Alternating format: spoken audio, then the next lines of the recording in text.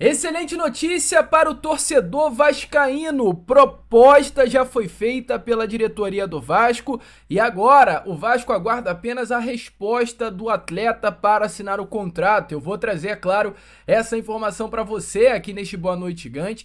Além disso, também trazer informações importantes sobre o interesse da diretoria Cruz Maltina, do Vasco da Gama e um dos grandes destaques do Melgar nestas últimas temporadas, jogador que tacou o terror no sistema defensivo do Vasco da Gama nas últimas partidas contra o Melgar pela Copa Comebol Sul-Americana. Além disso, também tem informação tensa, tá? Bem tensa, inclusive se tratando de Felipe Loureiro.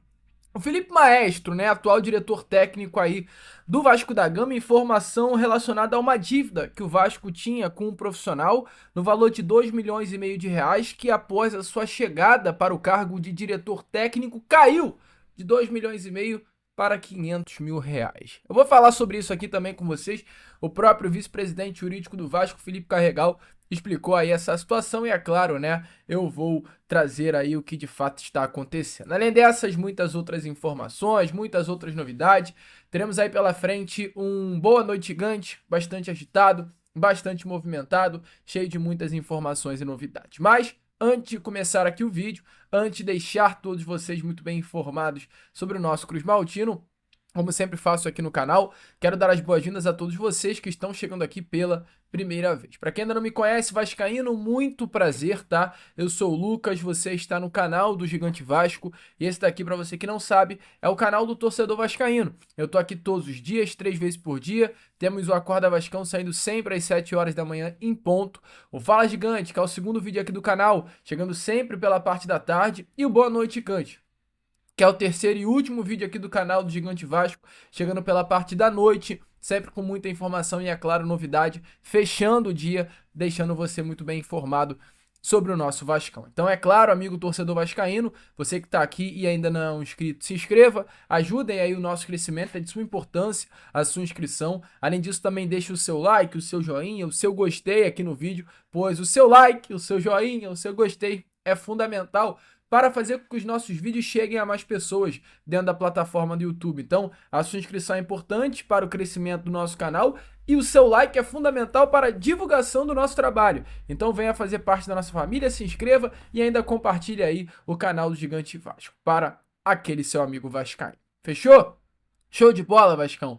Vambora sem muita enrolação, né? Falar logo de Vasco da Gama. Quero começar aqui primeiramente com vocês este Boa Noite Gigante, falando, amigo torcedor vascaíno, sobre uma situação que aconteceu nestas últimas horas, até bastante polêmica, relacionada ao goleiro Léo Jardim, tá? Recentemente, a Força Jovem do Vasco, a principal torcida organizada aí do nosso Cruz Maltino, ela emitiu uma nota relacionada ao goleiro Léo Jardim, uma nota aí de, como eu posso trazer, uma nota de revolta, né? Diante de tudo que vem acontecendo nessas últimas horas relacionadas ao goleiro e à diretoria sobre a sua renovação contratual. A diretoria do Vasco insiste na renovação do goleiro Léo Jardim. 4 propostas já foram feitas do período de dezembro para cá. Nenhuma delas foi aceita. A última, a diretoria entende que chegou ao seu limite. Foi a maior proposta feita ao goleiro Léo Jardim, um contrato até 2030, um salário que, se considerar das luvas, as bonificações, pode chegar a casa de R$ 1 milhão e mesmo assim o Léo Jardim rejeitou essa proposta. Só para você ter noção, o salário que o Léo Jardim iria receber nessa proposta do Vasco deixaria ele e o Verratti recebendo praticamente o mesmo valor mensal. E ele rejeitou. O Léo Jardim, como goleiro, quer receber um salário de capitão e artilheiro do elenco. Com todo respeito, Léo Jardim está de brincadeira com a cara do torcedor vascaíno e ainda, né, logo após essa proposta, até o jornalista Lucas Pedrosa trouxe a informação que o goleiro, além de ter rejeitado a proposta do Vasco da Gama, pediu em uma contraproposta um salário entre R$ 1,5 milhão a R$ 2 milhões. Meu amigo, tá fora da caixinha o goleiro Léo Jardim. E é claro, diante disso, a torcida do Vasco o criticou e não poderia ser diferente, tem que sim o criticar. E a Força Jovem do Vasco, representando mais do que nunca a torcida Cruz Maltina, ela se manifestou nas redes sociais com um grande texto, uma nota e de forma rápida, sucinta, para não tomar muito aqui este tempo no Boa Noite Gigante, até porque eu já falei sobre esse assunto aqui no canal. Uma parte da nota diz o seguinte: se para você ficar exige salário superior a 1 milhão a 1 milhão?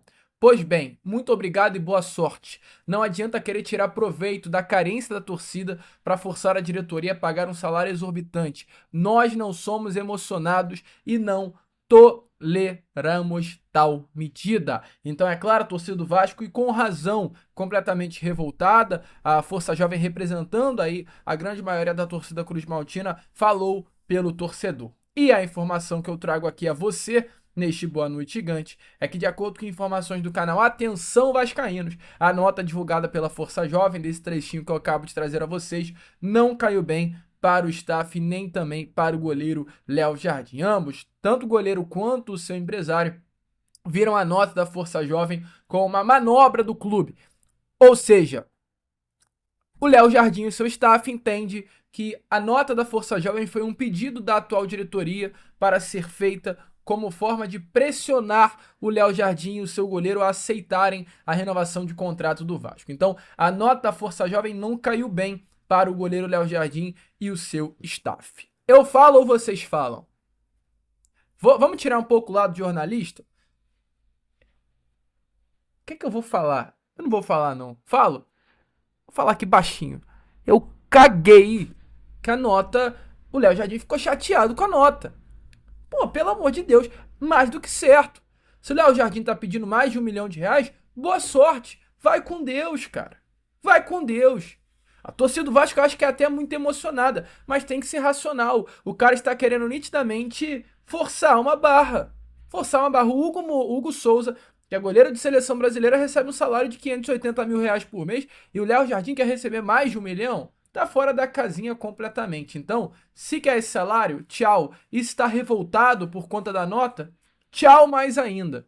Tchau mais ainda, entendeu? Então, uma informação aí bastante complexa relacionada ao goleiro Léo Jardim. Qual é a sua opinião sobre isso? Você acha que o Vasco tem que pagar aí esse valor exorbitante pelo goleiro? Coloque a sua opinião aí nos comentários. E, partindo aqui para outra parte do vídeo, falando sobre uma proposta que o Vasco da Gama fez e agora aguarda a resposta, né? Relacionada aí ao Paulinho, mais uma situação envolvendo renovação contratual, assim como o goleiro Léo Jardim. Vários contratos estarão se encerrando agora no final do ano. Uma limpa geral no elenco, né? Se o Vasco quer limpar o elenco, essa é a oportunidade, mas tem alguns jogadores dentre essa lista de contratos se encerrando que o Vasco pretende renovar. E um desses casos é o do Paulinho Paula. A informação é que o Vasco já entrou em contato aí com o staff do Paulinho em busca aí de uma renovação contratual. Entretanto, o Vasco ainda não teve retorno por parte nem dele, nem do seu staff. Uma pessoa até hoje que faz parte da diretoria do nosso cruzmaltino, né, deixou muito bem claro que essa postura do seu staff, do staff do Paulinho, é muito estranha. Não é uma postura normal do Vasco abrir conversas para uma renovação e até o momento não obter um retorno. É importante lembrar que o Paulinho, que chegou ao Vasco em 2023, é completamente do Paulinho que se encontra no Vasco da Gama neste momento. É outro jogador. Paulinho, quando chegou, era um jogadoraço que partia para cima, intenso, velocista, assim, aquele jogador que a gente olhava e falava, é titular absoluto do meio-campo do Vasco, que é o Paulinho e mais dois no meio-campo e tá ótimo. Agora o Paulinho caiu de rendimento, é um jogador que disputa a posição e tá longe de ser uma peça aí até utilizável no Vasco, tá? Tenho minhas dúvidas se o Paulinho é uma peça utilizável. A lesão dele de RCA, né, ele rompeu os ligamentos do cruzado no ano passado, nitidamente prejudicou muito aí o crescimento da carreira do Paulinho aqui no futebol brasileiro. Mas o Vasco, mesmo diante disso, confia no jogador, quer a renovação contratual do atleta Paulinho, que é vascaíno de coração, né? E vamos ver o que irá acontecer. É um jogador aí teoricamente jovem, de 28 anos de idade, então acho que ainda tem um crescimento bem legal pela frente. E o Vasco, olhando exatamente isso, né, espera pela sua renovação. Vamos ficar de olho, vamos ficar ligado também, e é claro, qualquer novidade eu vou trazer a vocês aqui no canal. Além disso, também vamos para mais informação. Se o Vasco, neste momento, busca, né, a renovação do Paulinho, o Vasco, de olho no mercado, se interessa pela contratação de mais um jogador. Já falei aqui nos vídeos recentes sobre o Pedro Rocha, falei também sobre Carlos Júnior, falei hoje, pela parte da tarde, sobre o Igor Vinícius, e agora eu falo com vocês sobre o atacante chamado Kenji Cabreira, jogador jovem de 22 anos de idade, atleta de 1,74 m de altura, destro, franzino, 64 quilinhos, um meia que pode atuar também aberto pelo lado esquerdo do campo. Kenji Cabreira é um dos grandes destaques do Melgar, mas não apenas do Melgar, como do futebol peruano nessas últimas temporadas. Kenji Cabreira ele estreia no profissional do Melgar ali com apenas 18 anos de idade, aliás, 17 anos de idade, lá no ano de 2021. Em 22, com 18, ele já faz uma temporada mais participativa, tem 28 partidas, um gol marcado e 2 assistências, mas muito jovem ainda. Em 23, com 19 anos de idade, ele tem 35 jogos, 2 gols marcados e 4 assistências. No ano passado, ele começa a ganhar ainda mais ritmo, mais rodagem, começa o ano aí com os seus 20 anos e fecha com 21, tendo 29 partidas, 4 gols e 6 assistências. E nesse ano ele está se destacando demais, está jogando muita bola, é o grande nome do Melgar, volto a repetir, com seus 22 aninhos, em 23 partidas são 8 gols marcados e 4 assistências. Kenji Giovanni Cabreira é um jogador que não é apenas destaque do Melgar, mas como também destaque do futebol peruano, tá? Nos últimos 5 jogos do Melgar, ele tem 3 gols marcados. Jogador que tacou o terror no sistema defensivo do Vasco na partida contra o Cruz Maltino aqui em São Januário. E lá no Peru também. O placar de 3-3 entre Vasco e o Melgar, dos 3 gols do Melgar, um foi do Kenji Cabreira e um dos gols foi assistência do atleta. Então, um nome de muita qualidade que a disputa, né, da Sul-Americana fez com que o próprio Vasco da Gama abrisse os olhos com relação ao atleta e não apenas o Vasco. Informações aí do canal A Hora do Vasco é que nesse momento, além do Vasco da Gama, o Lanús também da Argentina, clube que esteve no mesmo grupo G, tanto do Melgar quanto do Vasco, quanto também do Puerto Cabello, se interessou na contratação do jogador. Vasco e Lanús buscaram informações sobre Kenji Cabreira e pode ser que nessas próximas horas, nos próximos dias, ambas as equipes avancem em uma proposta. O Vasco está observando o mercado da bola e analisa esse jovem jogador peruano de 22 anos de idade com uma promessa, um jogador legal, interessante para se ter dentro do grupo. Volto a repetir, um jogador jovem que tacou fogo sim no sistema defensivo do Vasco, atuando como ponta esquerda aqui em São Januário, que fez o Paulo Henrique ter pesadelos com ele aí na parte da noite. Mas deixa a sua opinião nos comentários, volto a repetir, né? É algo ainda muito inicial. O Vasco está estudando o mercado, assim como fez com o Pedro Rocha, assim como fez, como a gente trouxe na parte da tarde, com o Igor Vinícius. É o Vasco analisando o mercado aí, procurando a melhor opção. E o Kenji Cabreira é uma opção que o Vasco analisa e pode buscar. Eu, Lucas, acho que é um jogadoraço, tá? 22 anos ainda jovem, perspectiva de crescimento, é um dos grandes nomes do futebol peruano, e eu acho que seria um grande acerto do Vasco a contratação do atleta. Concorda? Deixe aí a sua opinião nos comentários. Kenji Cabreira, para mim, uma excelente notícia o Vasco ter se interessado pelo mesmo. E para fechar o vídeo, meu amigo torcedor vascaíno, falar aqui com vocês com relação a uma polêmica aí nestas últimas horas, né? Por quê? A gestão Pedrinho, hoje à frente da SAF Cruz Maltina, ela está realizando a recuperação judicial, mas através de uma nota, de um print, melhor dizendo, do processo de recuperação judicial que foi vazado, foi-se visto uma imagem onde as dívidas do Felipe, elas saem de um valor, antes do processo de recuperação judicial, de 2.400.000 e cai para o valor de R$ 504.200. Ou seja, né, a imagem divulgada, ela mostra o seguinte, que antes da gestão Pedrinho, o Vasco tinha uma dívida com o Felipe de 2.400.000.